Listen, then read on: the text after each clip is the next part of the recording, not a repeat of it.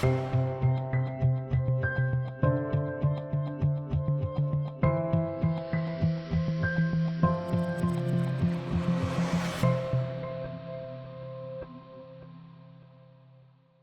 I graduated from school in 1972, and I spent a year or maybe 18 months working for a small newspaper in North Jersey. And I heard about a job opening for a trade journal, and I thought I would apply for it, maybe get 6 months experience before I went back to graduate school for a master's degree. And I never thought I'd stay at ASHRAE for as long as I did, but it was 47 years. That was the job that I applied for. The first project I worked on at ASHRAE was Standard 90. It became ASHRAE Standard 9075. And I never knew how important a document it was. I just was told, report to work.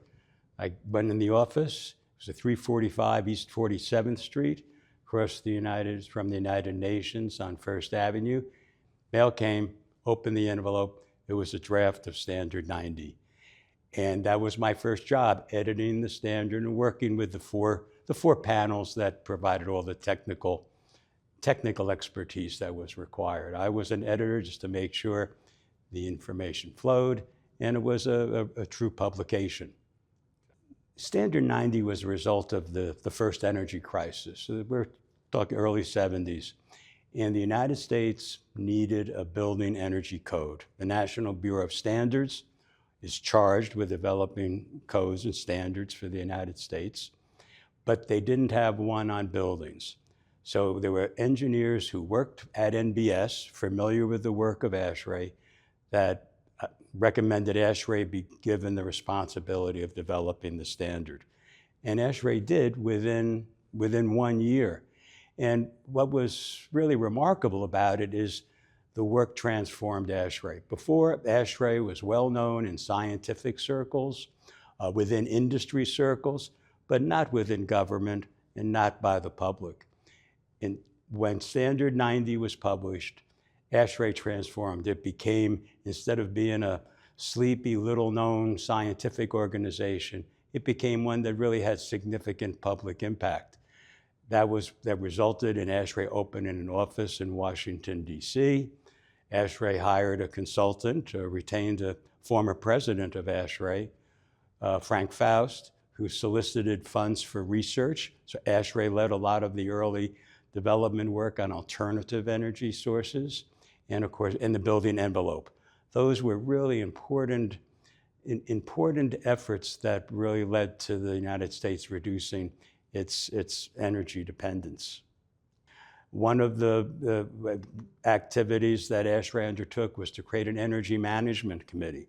And the energy management committee was focused, like many ASHRAE committees, at a chapter level to produce materials that the chapters could use to reach local industry. We complemented that with efforts on a national scale. We gave press briefings at the National Press Club in Washington, D.C. about the impact of Standard 90 and how implementing Standard 90 would improve and reduce energy efficiency and reduce costs. ASHRAE initiated energy awards. And what was really significant about the energy awards was not just to recognize the designers who created these energy efficient designs, but also recognize the owners who approved and financed the designs. Making that critical step to have the work funded and implemented was really critical to the success of the energy conservation efforts.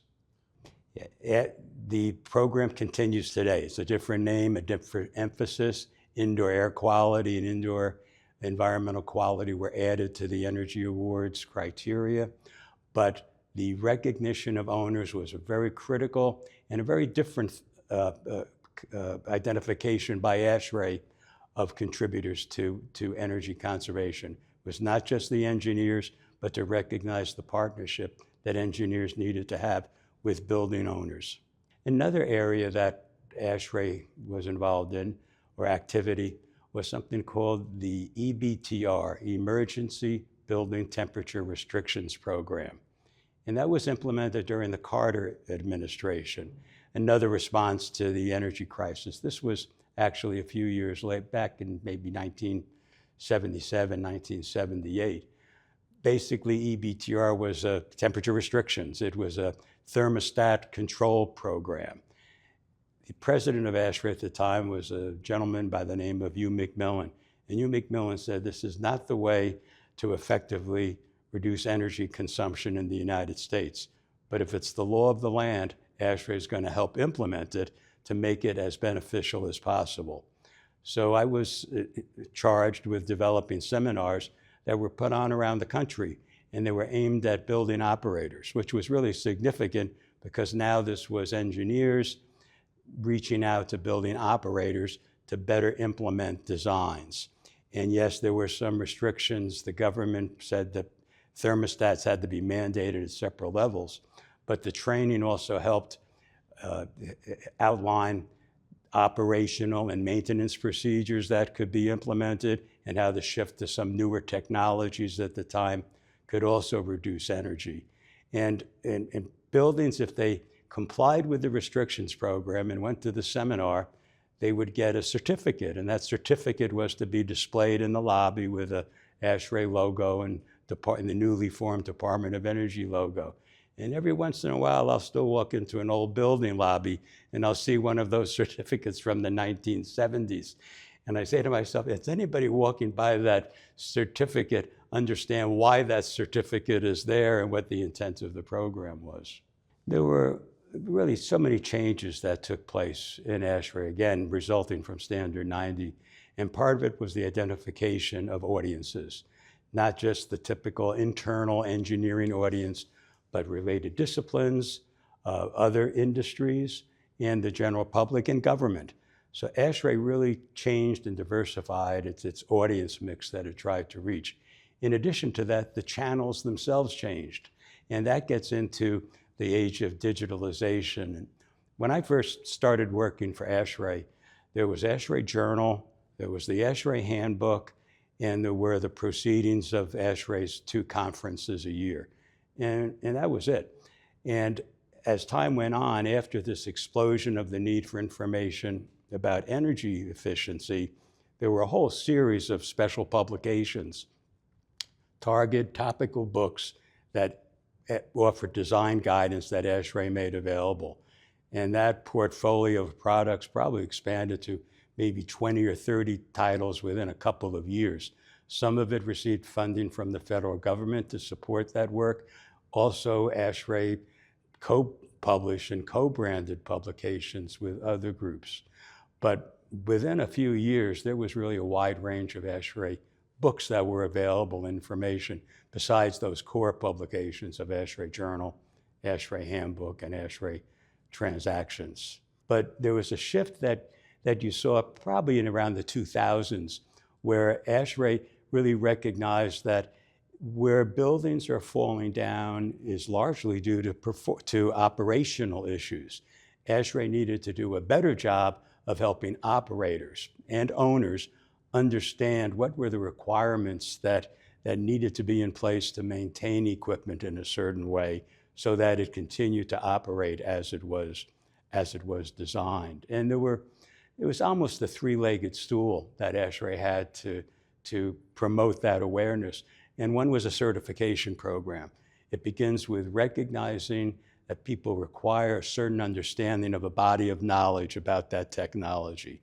So that was the first area. The second area was a real measurement tool that could help engineers communicate with owners about how well the building was performing. That was called the BEQ program, still offered by ASHRAE. And it was almost a miles per gallon, if you really simplify it, label that a building could have, that a designer could take to an owner and say, okay, here's how your building's performing. That's great. Or here's how your building's performing. Here's the areas where it's deficient. And it became a real tool to help implement the newer technologies. And the third was part of that public awareness program, was starting a magazine that we called High Performing Buildings. And that was one thing I had from ASHRAE was I almost had a new job every couple of years. Not that I changed jobs, I was in the same one for 47 years, but what I did, not why, but what I did changed dramatically. And starting a new magazine was a real challenge, of course, drawing upon the knowledge and expertise of the experts in the field. But what was unique about high-performing buildings, it was the first time that building design information was compared against the actual performance information. And the authors of articles for the magazine were wonderfully forthcoming because you could learn lessons. You always learn lessons. And sometimes there were hard lessons to learn because buildings weren't performing like they should. But high-performing buildings was targeted at an architectural audience. It was meant to really communicate successful and once in a while, maybe not so successful applications of newer technology so that lessons could be learned. ASHRAE, like all organizations, operates within an environment of megatrends. So what are some of the megatrends that have occurred over the 50 years that I was associated with ASHRAE? One was international travel. When I first started working at ASHRAE, things took a long time. There were actually 2 chapters of ASHRAE that were located in Europe. They were formed in the 1960s. But communication, everything was done by, all the communication was done by mail. So you'd send a letter, and the letter would take a week to get to wherever it's going, maybe 2 weeks. And then somebody would write a reply, type the reply with carbon copies, et cetera. And then it would be put in the mail, and it would be sent back. Things didn't happen very quickly. It was very hard for ASHRAE to administer those chapters in Europe. So those chapters actually became national associations in Europe because it was too hard for ASHRAE to function internationally. All changed with email, electronic communication. The fax machine was one of those transition technologies. Air travel, people could hop on an airplane. Conferences that used to be national conferences were now international conferences because they attracted people. And so ASHRAE became very international, like all organizations. All organizations that depended upon communication and valued and benefited from communication were altered because of that.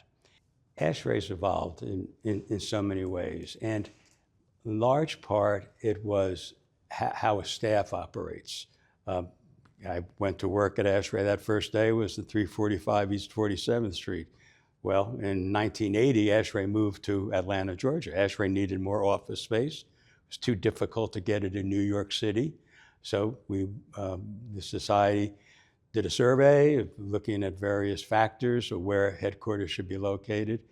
Atlanta was selected. So in 1985, I was given the responsibility of publications being added to my communications and public relations work. So my charge was to turn ASHRAE into a business. And basically that meant 2 things. One was to realize that this market is segmented. So you'd have certain products for operators, certain products for designers, certain products for researchers, for example. But then the other was to recognize that it really needed to be operated as a business, and that means not publishing what people want to write, but publishing what people want to read. So that mindset of creating, of using ASHRAE as publishing as a business, making the publishing activities a business, which could return a profit to the organization, so that profit could be used by ASHRAE to support other activities, was very critical. And of course, that led to all the changes that occurred with digitalization of how publishing itself was changing. So my job was to help people really channel what they wanted to contribute to the industry and make it easier for them to do that, so that the wonderful amount of knowledge and technical knowledge that they have could benefit a larger community. And later on, as my career evolved and I started working pretty extensively on projects involving ASHRAE and the United Nations Environment Program, was that now we're dealing with developing countries, helping developing countries transition to newer technologies that protect the ozone layer and have higher energy efficiency. I approach journalism almost like being a detective. I'm not sure if many people are motivated by the desire to tell a story. I don't think that was my real motivation.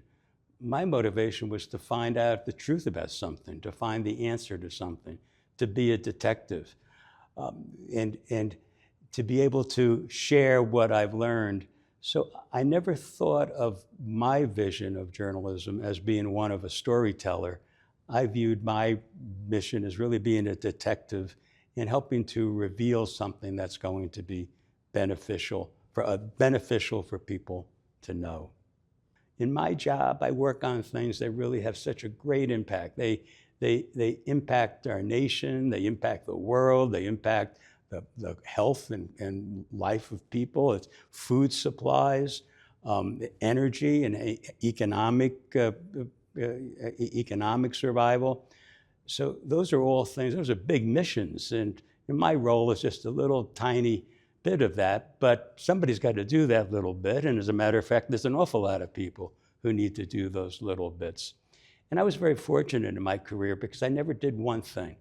I retired from ASHRAE right after the pandemic, 2000. ASHRAE had opened an office in Brussels, and I was chosen to lead that effort. So opened an office in Brussels. We opened a training center in Dubai, part of ASHRAE's international push.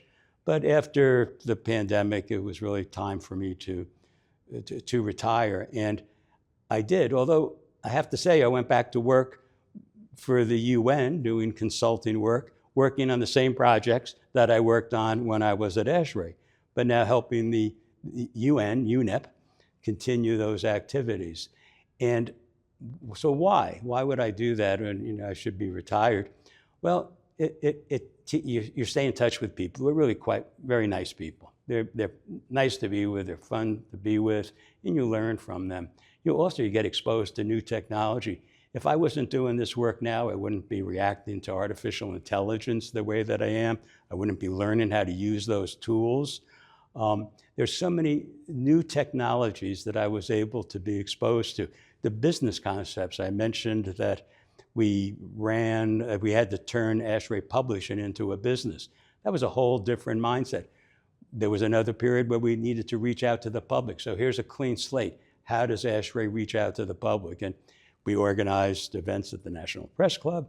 We placed people on Today's Show. We had speakers bureaus that we set up with Rotary clubs and Kiwanis clubs to reach out to local smaller cities that weren't the major metropolitan hubs for newspapers. So there's all sorts of ways to reach out, all sorts of different developments that occurred within ASHRAE. And I was happy and pleased to be a part of that and make that little small contribution. I also learned a lot from the fellow who hired me. His name was Andy Boggs. He was executive director of ASHRAE. He was a former tank commander in World War II. So he was a tough guy, but he was also a very nice guy. And he really respected people who did their job and accepted responsibility. And I tried to do that. And before he retired in 1985, I had the privilege of going lunch to him almost every day. We'd go to lunch and he would have a glass of bourbon.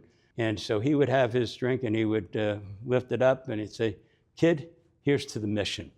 And I often thought about that. What's the real mission of ASHRAE? You have to understand, again, you're not making screws. You're fulfilling something that really has a purpose. And that was to advance technology for the benefit of the general public and for posterity. And that's a really pretty significant role and responsibility. And it gives you a lot of, it's really rewarding if you try to do it the right way and you really think about the benefits that you're providing.